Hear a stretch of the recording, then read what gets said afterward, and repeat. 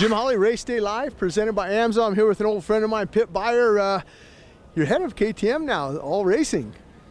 Yes, it was a nice challenge during the last years, and kept pushing like when I was a racer, and finally I'm leading the whole racing effort here in KTM, and that's a pretty cool story.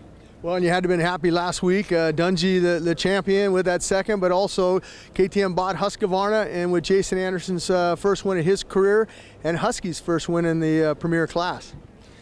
Yeah, I mean, especially how we got the win last week and how strong the riders looked, that made me happy. It was not just by incident, but the Husqvarna story is pretty unique because we bought that company into our group just 2 years ago, and winning already a Supercross in this short amount of time, it's just amazing. So we have all like production and everything is happening on the same base camp where we come from in Austria. But of course, once we come on the racetrack, it's two different teams. They get all the weapons to fight each other. So for sure, we don't take any influence on the racing, but the organization in the background, and that's everything coming from the same place in Mattighofen where we are born. Well, I got to congratulate you also on that win last year with Ryan Dungey and KTM. I know you've worked hard. I know your work ethic when you were racing, and now as running the whole team for the Motorsports department for KTM.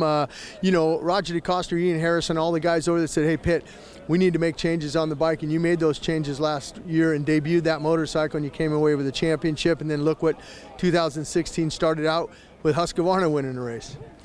Yeah, I mean, I have to go a little bit back because 2010 I came here and found quite terrible situation for us in this racing world in the US, and I went back to the owner and the boss and said, "Mr. Beirer, we need to change something over here. That's not right."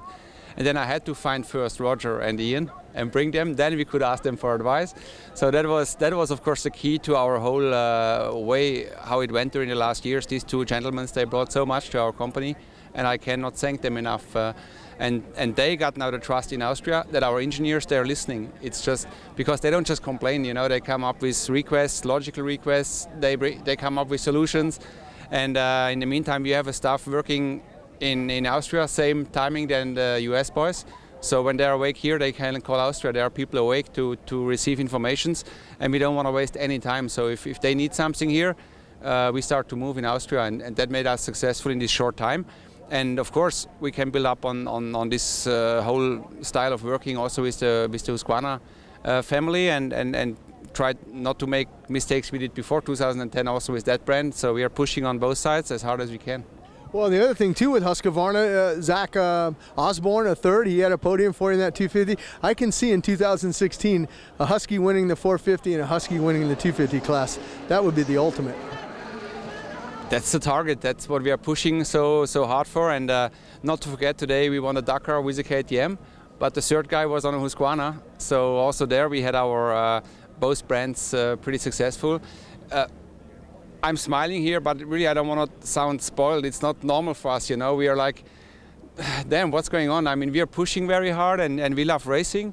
And but now you look at the results, and we are there with two different brands and just competing with the best bikes, the best brands, the best riders in the world, and being here part of the show in the stadium, that makes us so proud. We love to be part of this show, and it's going really good lately.